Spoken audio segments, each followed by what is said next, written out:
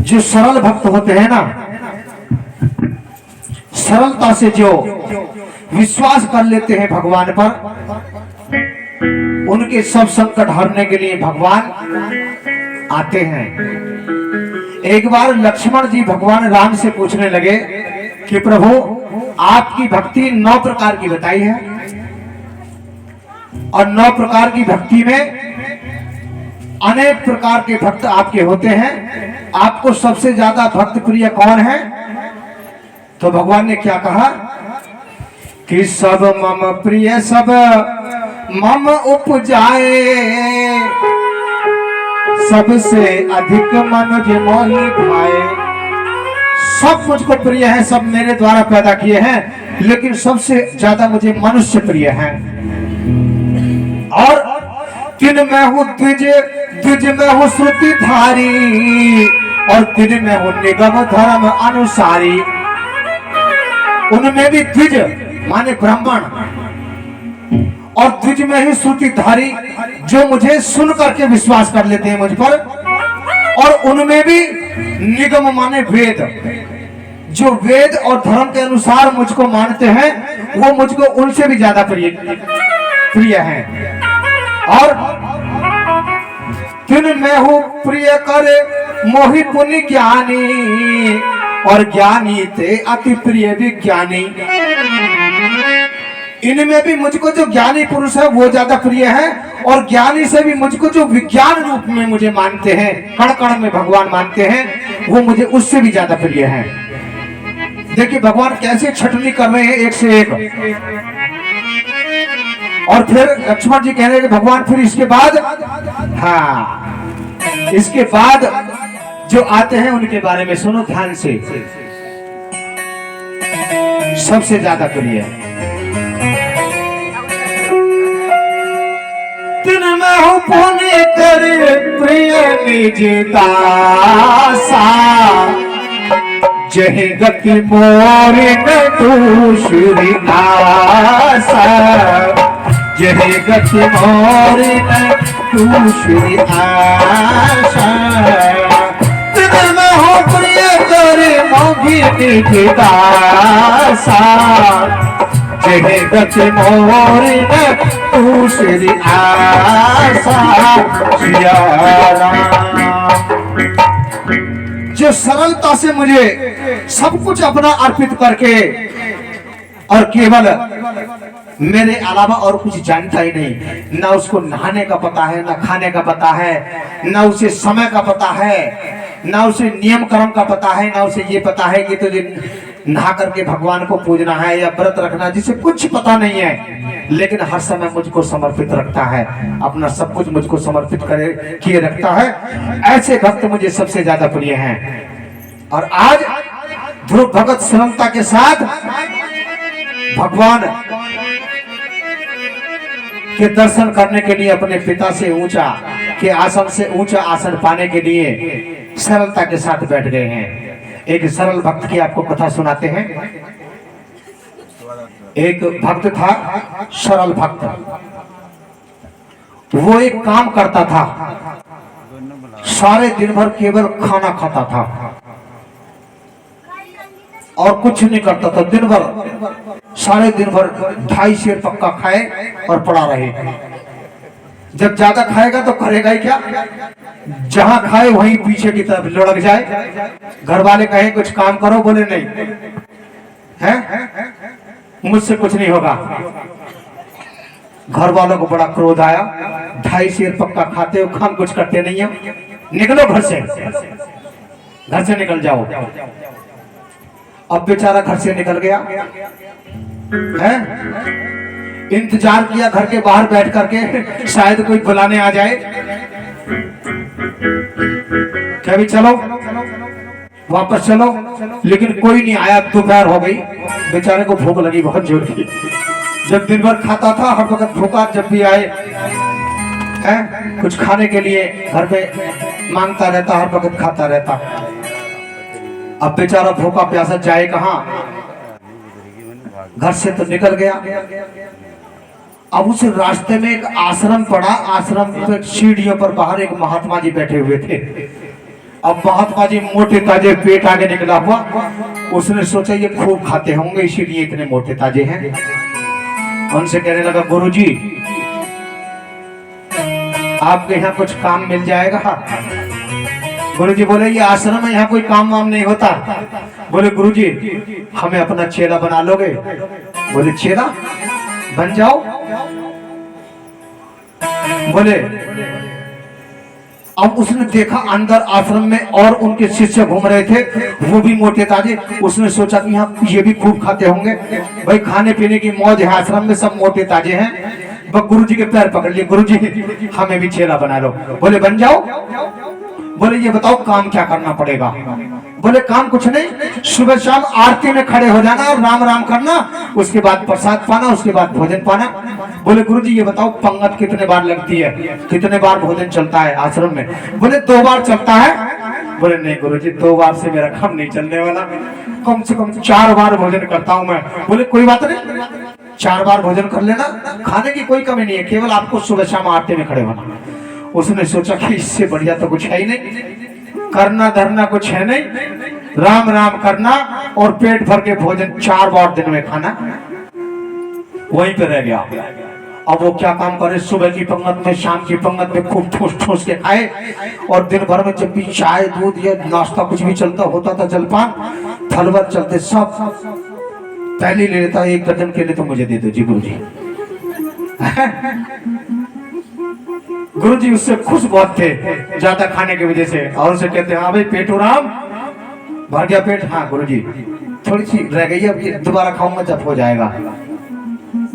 खूब मौज आई। अब एक दिन आश्रम में कुछ बना नहीं, सब चूल्हे तवे ऐसी ठंडे पड़े। अब उसने देखा कि आज कुछ बन नहीं रहा है। गुरु जी के पास गया, भूख सी लगी, गुरु जी आज कुछ बन नहीं रहा है।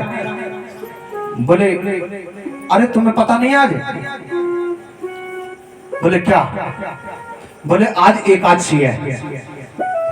बोले एकादशी का मतलब? बोले ना कुछ बनेगा और ना कुछ मिलेगा। हाँ वो बोला गुरुजी हमसे एकादशी का व्रत नहीं रखा जाएगा, यदि आपने हमसे आज एकादशी करा दी ना तो हम द्वादशी देख ही नहीं पाएंगे। आज शाम तक समाप्त है। गुरुजी हमसे भूखा नहीं रहा जाएगा। गुरुजी बोले अच्छा भाई आश्रम में तो बनेगा नहीं, आप बना लोगे? बोले रे महाराज मरता और क्या नहीं करता, हम सब बना लेंगे, आप हमारा कुछ ना कुछ इंतजाम कीजिए। बोले भी देखो आश्रम में तो बनेगा नहीं, आप आश्रम से बाहर वहां चले जाओ, उधर नदी किनारे पेड़ के नीचे, वहां पर भोजन बना करके खाना। और हाँ एक बात ध्यान रखना, भोजन बनाने के बाद भगवान को भोग लगाना, प्रसाद बुद्धि से ग्रहण करना। जब भगवान को भोग लग जाता है नहीं तो वो प्रसाद बन जाता है। बर्फी वही है, पेड़ा वही है, हलवा पूरी सब वही है जो रोज बनता है जो खाते हैं, लेकिन यदि उसमें से भगवान का भोग लग गया तो वो प्रसाद बनता है। इसलिए आप एक काम करना, प्रसाद बुद्धि से ग्रहण करना, जाओ आश्रम से सामान ले जाओ। और उसने बेचारे ने 2.5 सेर आटा, आलू, दाल, नमक मिर्च मसाले सब लेकर के आश्रम से बाहर पहुंचा। नदी किनारे पेड़ के नीचे बैठ करके जैसा बेचारे से बना रूखा सूखा वैसा उसने बनाया। भूख बहुत तेज लगी, और दिन तो बना बनाया मिलता था, आज बनाना पड़ा है। सब्जी रोटी की महक सूंघ सूंघ करके उसे भूख और ज्यादा लगाई।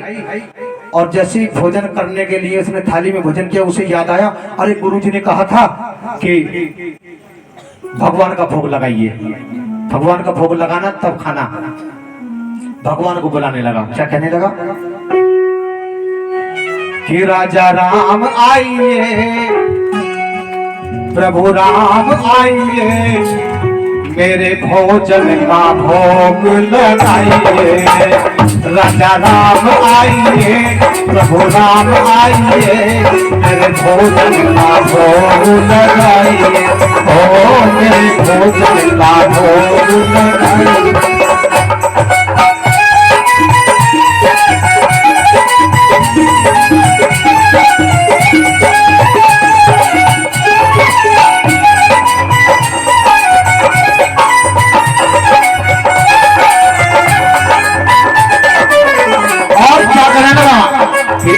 आचमने अर्धान आरती यहाँ यही मेहमाने, आचमने अर्धान आरती यहाँ यही मेहमाने।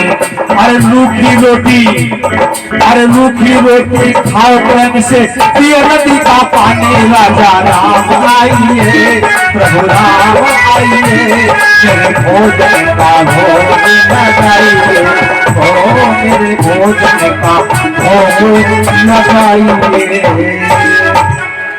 राजा राम आइए, मेरे भोजन का भोग लगाइए। रूखी सूखी जैसी भी है, नहीं आई भगवान। अब एक बात उसने बड़ी सरलता से कही, उस बात पर भगवान रिझ गए।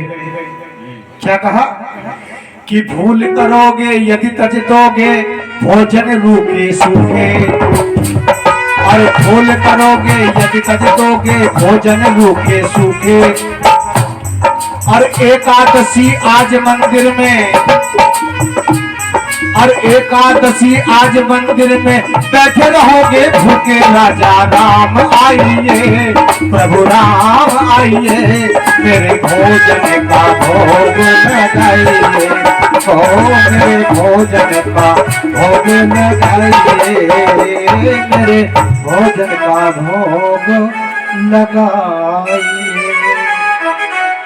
क्या कहा कि भूल करोगे यदि तज दोगे भोजन रूखे सूखे, और एकादशी आज मंदिर में बैठे रहोगे भूखे। आप इस चक्कर में होगे कि मंदिर में आपको तरह तरह के व्यंजन मिलेंगे, वहां कुछ नहीं है, वहां से तो जान बचा के हम आए हैं, यहीं आ जाओ, जैसा भी रूखा सूखा है? इस बात पर भगवान रीझ गए और भगवान प्रकट हो गए। लेकिन सीता समारोपित वाम भागम, नीलाम भुजश्याम कोमलांगम, सीता समारोपित वाम भागम, पाणौ महासायकम चारुचापम, नमामि रामं रघुवंशनाथम। सीता समारोपित वाम भागम, सीता मैया को साथ लेकर के आए। अब उसने देखा कि मैं तो 2.5 सेर आटा लेकर के आया था, खुद को खाना था, भगवान को भोग लगाना था, ये तो 2 आए हैं। भोजन बचेगा या न बचेगा, मैं एक आदसी ना करा दे मेरी। भगवान बोले क्या सोच रहे हो? बोले कुछ नहीं, बैठो बैठो, हाँ बैठो। अब भगवान को भोजन परोस दिया। प्रेम के साथ भोजन करने के बाद में बार बार आंखों में आंसू लाए और कहे कि आप लगते बड़े अच्छे हो भगवान प्रभु, आपने बड़ी कृपा की, आप आए, लेकिन अगली एकादशी को थोड़ा जल्दी आ जाना, हमको भूख बहुत लगती है, हमसे भूख बर्दाश्त नहीं होती है। इतनी देर आपने हमसे कहलवाया तब आप आए, हमको भूख बर्दाश्त नहीं होती, थोड़ा जल्दी आ जाना। कहने लगे, बोले ठीक है, हम आ जाएंगे। अब भगवान राम मैया सीता अंतर ध्यान हुए। अब वो गया, किसी प्रकार 15 दिन बीते, फिर अगली एकादशी आई है। अब वो गुरुजी के पास पहुंचा, गुरुजी आज एकादशी है। बोले हाँ। बोले कुछ सामान बढ़वाओ। बोले क्यों? बोले वहां एक नहीं 2 भगवान आते हैं, एक महिला एक पुरुष। अब गुरुजी को क्या पता, गुरुजी ने सोचा कि भूखा रहा होगा इसीलिए कह रहा है। बोले बढ़ा दो, कोई बात नहीं, 3.5 सेर आटा दे दो, हाँ जाओ। अब उसने 3.5 सेर आटा और उसी हिसाब से सब सामान लेकर के वो वही नदी पर पहुंचा, भोजन बनाया। भोजन बनाने के बाद में पहले इसने कहा था राजा राम आइए, अब की बार क्या कहने लगा सुनिए कि सीताराम आइए, राजा राम आइए, मेरे भोजन का भोग लगाइए, हो मेरे भोजन का भोग लगाइए, हो मेरे भोजन का भोग लगाइए। जो ही पुकारा तो भगवान प्रकट हुए, लेकिन सीता समारोपित वाम भागम, है दक्षिणे लक्ष्मण से वामे च जनकात्मज है। अब की बार भगवान लक्ष्मण जी को साथ लेकर के आएंगे। देखो हमारे भक्त कैसे विलक्षण होते हैं, एक भक्त आपको दिखाते हैं। अब उसने देखा, बोला जय हो, एक को बुलाया तो दो और दो का इंतजाम किया, आज भोजन का तो आज 3। भगवान से बोले, भगवान आप एक बात बताइए, हमने आपको पुकारा तो आप जानकी जी को साथ लेकर के आए, अब की बार हमने 2 को पुकारा तो आप 3 आए हैं। आप एक बात बताओ। भगवान बोले क्या? कि हमने ठाकुर जी के भोग का ठेका लिया है, ये ठाकुर जी के खानदान भर का है। ये कौन है? बोले ऐसा मत बोलो, ये हमारे छोटे भाई हैं, इनका नाम लक्ष्मण जी है, ये हमारे छोटे भाई हैं। बोले छोटे भाई लगते तो नहीं, ना स्वरूप से ना स्वभाव से, ये आप काले, ये गोरे, कहीं से पकड़ लाएगा किसी को? बोले नहीं, हमारे छोटे भाई। ऐसा क्यों कहते हो? लक्ष्मण जी को लगा भाई है? क्या स्वागत हुआ है आते ही आते हैं। लक्ष्मण जी को थोड़ा गुस्सा आया, लेकिन वो भक्त कहने लगा कि प्रभु बुरा मत मानना, मैंने तो बस ऐसे कह दिया था, अब मुझे कम से कम पता तो लगना चाहिए कि कितने आएंगे, उसी हिसाब से हम सामान लाएं। तो हमें पता नहीं है कि आश्रम से हमें सामान मिलने में कितनी कठिनाई होती है। अब बैठो, अब जैसे भी बैठो साहब, 2 का इंतजाम तो किया, ये चलो 2 में 3 खा लेना। अब पत्थर रख दी, भोजन परोस दिया, तीनों भोजन करने लगे। बार बार आंखों में आंसू लाई, पैर पकड़े, प्रभु लगते आप बड़े अच्छे हो। अब भगवान भोजन प्रसाद पाकर के चल दिए, अब बार बार आंखों में आंसू लाकर के रोई, भगवान आप लगते बड़े अच्छे हो, एक बात बताओ, अगली एकादशी को कितने आओगे पहले ही बता दो, ताकि हम उतना ही इंतजाम करें जितने आप आओगे। भगवान बोले नहीं, हम आ जाएंगे, आप चिंता मत करो, जो इंतजाम आप कर सको वो कर लेना। अब अगली बार जब एकादशी आई तो ये रुष्ट होकर, नाराज होकर के बैठ गया, रोने लगा। अब गुरु जी आए, बच्चा, हाँ गुरु जी, उदास किस लिए हो, रो क्यों रहे हो? बोले अरे महाराज वहां बहुत लोग आते हैं, हमारा भोजन आश्रम में कराओ, वहां बहुत लोग आते हैं, हमें कम पड़ जाता है, भूखे रह जाते हैं। बोले फिर क्या करें? फिर बोले कम से कम 7 सेर आटा, और उसी हिसाब से सब सामान, आलू, दाल, नमक, मिर्च, मसाले, सब उसी हिसाब से। बार बार भूखे रह जाते हैं। अब गुरुजी समझ गए इतना तो ये खा नहीं सकता, ये बेचता होगा जरूर। एक काम करो, साथ में 8 सेर दे दो, हम पीछे पीछे जाकर के देखेंगे क्या करता है ये। अब उसको 8 सेर सामान दे दिया, वो बेचारे ने 8 सेर आटा, दाल, आलू, नमक, मिर्च, मसाले हैं, सब कुछ लेकर के फिर पहुंचा बेचारा। अब इसने सोचा कि पहले बुलाकर के देख लो कितने आएंगे, तब बनाऊंगा। हैं? पहली बार 1 को बुलाया, 2 आगे बिना बताए। अब मैंने 2 का इंतजाम किया, 3 आगे। अब पता नहीं उनमें से एक आध घटेगा या बढ़ेगा, पहले देख लो बुला करके कितने आएंगे। पहले कहा था राजा राम आइए, दूसरे बार में कहा था सीता राम आइए, अब की बार क्या कहने लगा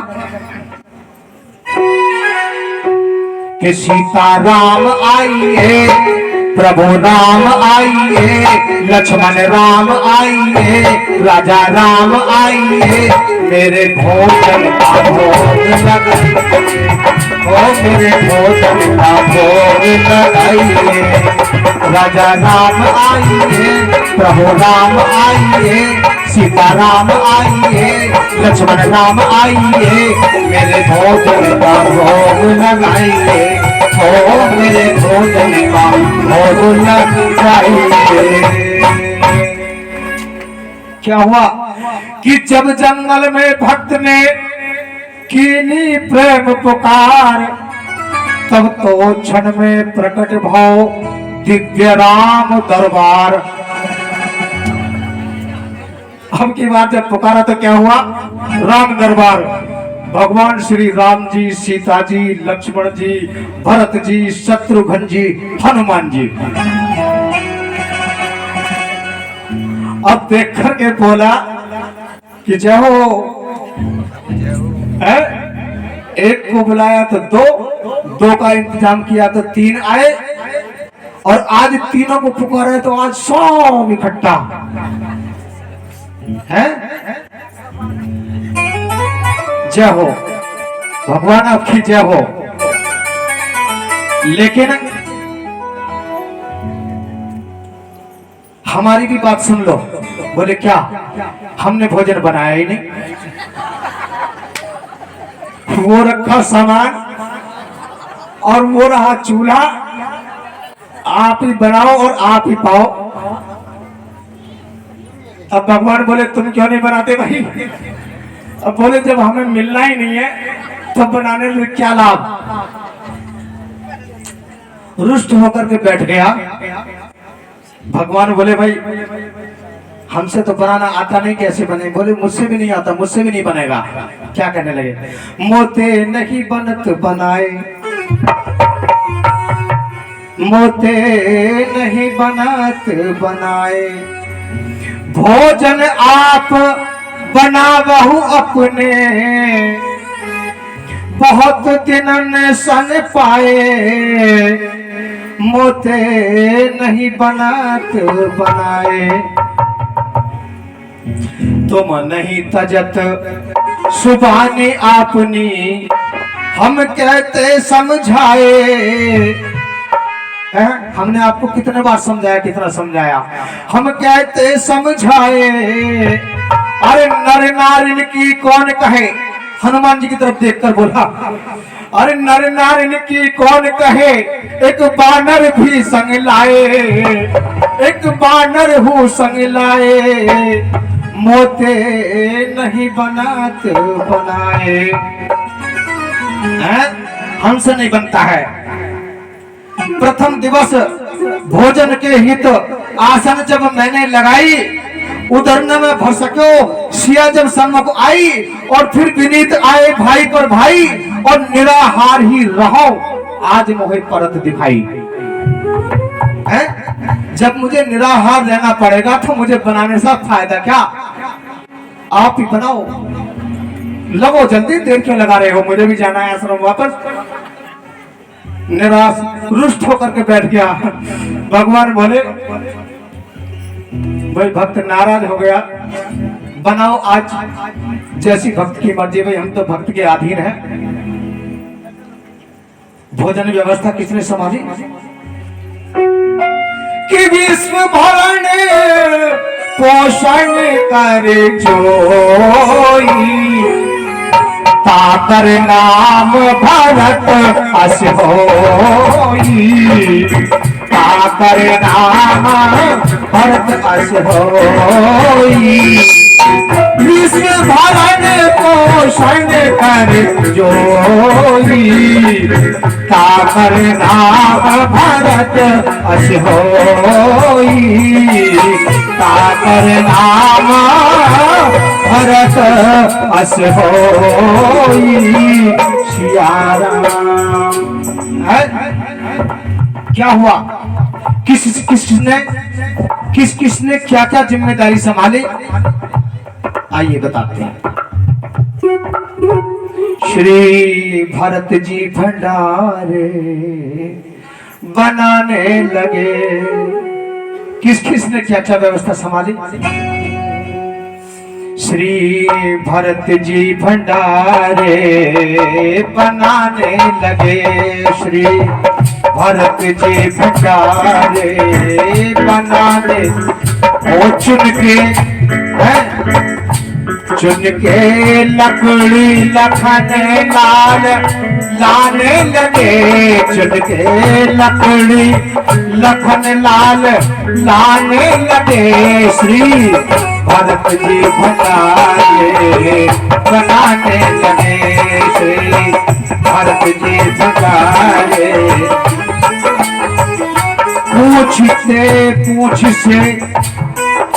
पूछते पूछ से आंजने चौकाता और हाथों से पोता लगाने लगे। तो भरत जी भंडारे बनाने लगे। अब तो भरत जी भंडारे बनाने लगे। चेपे चूल्हे इधर और उधर शत्रुघ्न साग भाजी अमनिया कराने लगे श्री भरत जी भंडारे बनाने लगे। संकेत है सीता मैया चूल्हे पर बैठी, लक्ष्मण जी लकड़ी लाए, भरत जी ने आटा लगाया, हनुमान जी ने पोछा लगाया है। और इधर क्या हुआ, पाके शक्ति का सीता मैया जब भोजन बनाने बैठी तो अष्ट सिद्धियां और नवनिधि आकर के कहने लगे कि माता इतना बड़ा अपमान मत करो हमारा, आप उठो यहाँ से, हम भोजन बनाएंगे। क्या हुआ, पाके संकेत शक्ति का जब थे वहां, पाके संकेत शक्ति का जब थे वहां, अष्ट सिद्धियां नवनिधि आने लगे श्री भरत जी भंडारे बनाने लगे। श्री भरत जी भंडारे बनाने लगे, बनाने लगे, बनाने लगे। अष्ट सिद्धियां नवनिधि वो आकर के कहने लगे कि भोजन का इंतजाम हम करेंगे, आप उठिए। सीता मैया कहने लगी नहीं, मेरे पति ने कहा है कि मेरे भगत के नाराज होने की वजह भोजन मुझे ही बनाना है। तो इतनी देर में बहुत सारे सिद्ध महात्मा वहां पर इकट्ठा हो गए कि आज देखो अन्नपूर्णा माता भोजन बना रही है और थोड़ा सा प्रसाद हमें मिल जाए। आकर के खड़े हो गए, मैया थोड़ा सा प्रसाद हमें भी मिले। अब इसने सोचा कि देखें भोजन बना रहे कि नहीं, हो सकता कुछ पल्ले पड़ी जाए। इसने नजर ऊपर उठा करके देखा, आंख खोल करके, तो वह अष्ट सिद्धियां नवनिधि सिद्ध गंधर्व चारण विद्याधर नर किन्नर सब वहां पर खड़े देख करके इसने सोचा कि कुछ बचता भी तो अब ये नहीं बचने देंगे। इतने सारी भीड़, ये इतना सारा कुनबा खड़ा हुआ है, रकात ये तो मुझे कुछ पल्ले पड़ने ही नहीं देगा। अब इतनी देर में गुरुजी आ गए पीछे से। अब गुरुजी ने देखा, बच्चा क्या कर रहे हो? बोले रे गुरुजी, देख नहीं रहे हो तुमने कितने सारे ये मेरे पीछे लगा रखे, ये आपके पास जाते होंगे हम भोजन करने के लिए, आप मेरे पास भेजते हो। अब मेरी समझ में आई है, आप वहां से मुझे परेशान करने के लिए भेजते हो। देख रहे हो कितनी भीड़ दिख रही है आपको सामने। अब गुरुजी बोले हमें तो कुछ नहीं दिख रहा, भाई तुम बैठे हो, सामान रखा हुआ दिख रहा है। अब वो कहने लगा ये तो और बड़ी मुसीबत है। एक तो हमारी एकादशी होती जा रही है, भूख के मारे प्राण निकले जा रहे हैं, और ऊपर से हमें देखने लगे गुरु समझते होंगे कि सामान को ऐसे रख के चला जाता है। भगवान से कहने लगा कम से कम गुरु जी को तो दिख जाओ। अब भगवान बोले नहीं, गुरु जी को नहीं दिखेंगे हम तो आपसे प्रसन्न हैं। बोले नहीं, वो तो हमारे गुरु जी हैं, बहुत विद्वान हैं, हमसे बहुत पहले से भक्ति करते हैं, आप हमारे गुरुजी को दर्शन क्यों नहीं दोगे? बोले गुरुजी को दर्शन इसलिए देंगे, सच बात है कि आपके गुरु बहुत विद्वान हैं, महान हैं, लेकिन जितने सरल तुम हो उतने सरल तुम्हारे गुरुजी नहीं है, और मैं तो सरल भक्त पर रीझता हूं। अब भक्त ने बताया कि गुरुजी भगवान ये कह रहे हैं कि मेरे तुम्हारे गुरुजी सरल नहीं है, इसीलिए दर्शन नहीं मिल रहे। तो गुरुजी को जब ये पता लगा कि मेरी सरलता ना होने की वजह से भगवान मुझे दर्शन देना नहीं चाहते। तो गुरु जी की आंखों में आंसू आ गए और गुरु जी रोने लगे। सच, जीवन में सब कुछ मिला पर सरलता नहीं मिली। और इतने दिन तक भजन तपस्या करने के बाद जिससे भगवान ही नहीं मिले, जब वही चीज नहीं मिली तो जीने का क्या लाभ है। गुरु जी भाव विभोर होकर के रोने लगे। तो भगवान ने अपने भक्त पर कृपा की और अपने भक्त के कहने पर भक्त के गुरु को भी दर्शन दिए। इसीलिए सरल भक्ति भगवान ने बहुत सराहना के साथ बताया है कि मैं सरल भक्तों पर बहुत जल्दी प्रसन्न होता हूं। क्या बताया? जो नौवीं भक्ति है भगवान की सरल, क्या कि प्रथम भक्ति संतन कर संगा, दोष रे भागती कथा प्रसंगा, दोष रे भक्ति नाम कथा प्रसंगा, नवम सरल सब सन छले मम भरोसे हर्ष देना, मम भरोसे हर्ष देना। भगवान ने नौवीं भक्ति सरल बताई है। आज उसी सरलता की वजह से भगवान ने ध्रुव भगत को दर्शन दिए और ध्रुव भगत को परम पद दिया। और परम पद पाकर के ध्रुव भक्त वापस लौटे। उसके पिता उत्तानपाद ने उसका यथोचित सत्कार करके गृह प्रवेश कराया। सबने उससे माफी मांगी और यक्ष के साथ युद्ध में उत्तम का वध हुआ। यक्ष ने उत्तम को मार दिया। उसके बाद ध्रुव भगत को राज्य मिला और राज्य भोगने के बाद जब अंतिम क्षण आए तो स्वर्ग लोक से विमान ध्रुव भगत को लेने के लिए आया और ध्रुव भगत अपनी माता के साथ, हाँ जी पब्लिक जा रही है तो हम ही कौन से बैठे रहेंगे यहाँ पे। हमें कोई कम है, हमें कोई जाने में पीछे थोड़ी है, हम भी चल रहे हैं। इस प्रकार ध्रुव भगत को भगवान ने ध्रुव लोक दिया। जो ध्रुव तारा है वो ध्रुव लोक है, परम पद दिया और कथा को यहीं पर विश्राम दिया जाता है। सब लोग जा रहे हैं तो हम भी चलते हैं। आइए सभी भक्त अपने अपने स्थान पर खड़े हो जाएंगे और आरती कराएंगे।